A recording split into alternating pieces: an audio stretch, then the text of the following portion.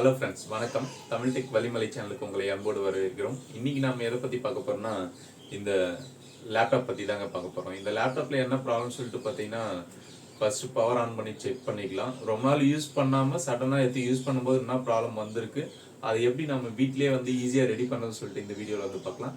நம்ம video skip பண்ணாமல் பாருங்கள். அதுக்கு முன்னாடி நம்ம சேனலை சப்ஸ்கிரைப் பண்ணி மறக்காமல் சப்போர்ட் பண்ணுங்கள். வாங்க வீடியோக்குள்ளே போகலாம். ஓகே ஃப்ரெண்ட்ஸ், இப்போ பார்த்தீங்கன்னா லேப்டாப் பவர் ஆன் பண்ணிக்கலாம். பவர் ஆன் பண்ணால் பார்த்தீங்கன்னா நம்மளுக்கு பவர் இண்டிகேஷன் இந்த லைட்டு எரியுது.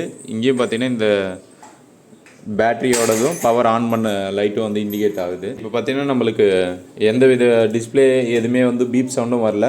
ஒரு சில டைமில் என்ன ஆகும்னா நம்மளுக்கு பீப் சவுண்டு வரும். நம்மளுக்கு அந்த பீப் சவுண்டு வரும்போது பார்த்தீங்கன்னா ரேம் டிடெக்ட் ஆகலை அப்படின்னா அந்த ப்ராப்ளம் வரும். ஸோ இப்போ நம்மளுக்கு டிஸ்பிளேயே வரல. ஸோ பவர் ஆன் பண்ணாலும் இந்த கேப்ஸ் லாக் லைட் எதுவுமே நம்மளுக்கு இண்டிகேட் ஆகலை. இப்போ இது ஃபஸ்ட்டு பவர் ஆஃப் பண்ணிக்கலாம்.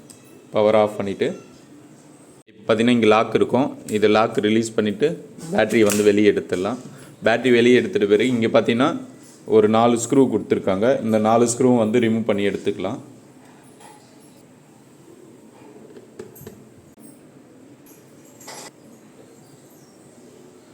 ஓகே, 4 ஸ்க்ரூவும் ரிமூவ் பண்ணியாச்சு. ஜஸ்ட் இங்கே இது பண்ணி பொறுமையாக லாக் டைப் தான். இப்படி வச்சு எடுத்துனா ஓப்பன் ஆகிடும். இங்கே பார்த்தீங்கன்னா இங்கே தான் நம்மளுக்கு ரேம் இருக்குது. ரேம் ரிமூவ் பண்ணலாம். 2 ரேம் யூஸ் பண்ணியிருக்காங்க.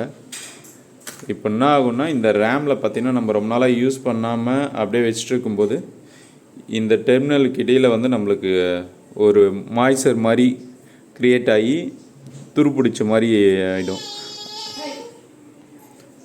மாதிரி ஆகிடும். அது ஃபஸ்ட்டு நம்ம இந்த ரேம் க்ளீன் பண்ணி போட்டுக்கலாம். ஓகே, இப்போ பார்த்தீங்கன்னா ரேமு நார்மலாக இரேசரை வச்சு க்ளீன் பண்ணிக்கலாம். இந்த டெர்மினலை இதே மாதிரி 2 சைடுமே டெர்மினல்லே க்ளீன் பண்ணிக்கலாம்.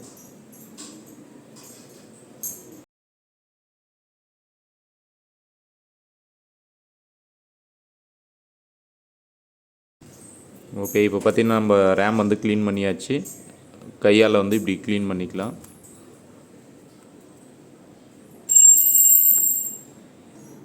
ஓகே, இப்போ பார்த்தீங்கன்னா க்ளீன் பண்ண ரேம் நம்ம ஃபிக்ஸ் பண்ணிக்கலாம். இதிலே இங்கே டைரெக்ஷன் கொடுத்துருப்பாங்க.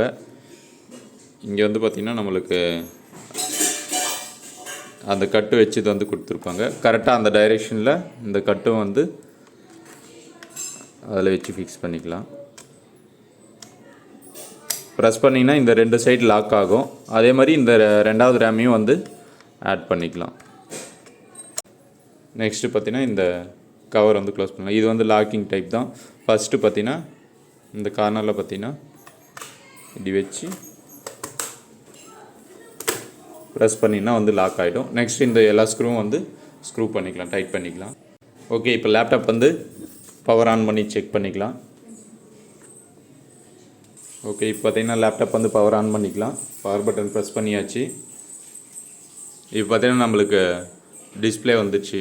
நம்மளுக்கு க்ளீன் பண்ணியும் நம்மளுக்கு ப்ராப்ளம் சால்வ் ஆகலை அப்படின்ற பட்சத்தில் என்ன பண்ணோம்னா நம்ம நியூ ரேம் ஏதாவது சேஞ்ச் பண்ணி பார்க்கணும். நியூ ரேம் சேஞ்ச் பண்ணியும் நம்மளுக்கு அந்த ப்ராப்ளம்னா அதுக்கப்புறமா தான் நம்ம சர்வீஸ் சென்டர் கொடுத்து ரெடி பண்ணணும். ஓகே ஃப்ரெண்ட்ஸ், மேலும் இது போன்ற டெக் வீடியோக்களுக்கு தமிழ் டெக் வலிமலை சேனலை சப்ஸ்கிரைப் பண்ணுங்கள். இந்த வீடியோ உங்களுக்கு பயனுள்ளதாக இருந்தால் லைக் பண்ணுங்கள், ஷேர் பண்ணுங்கள், கமெண்ட் பண்ணுங்கள். நன்றி, வணக்கம்.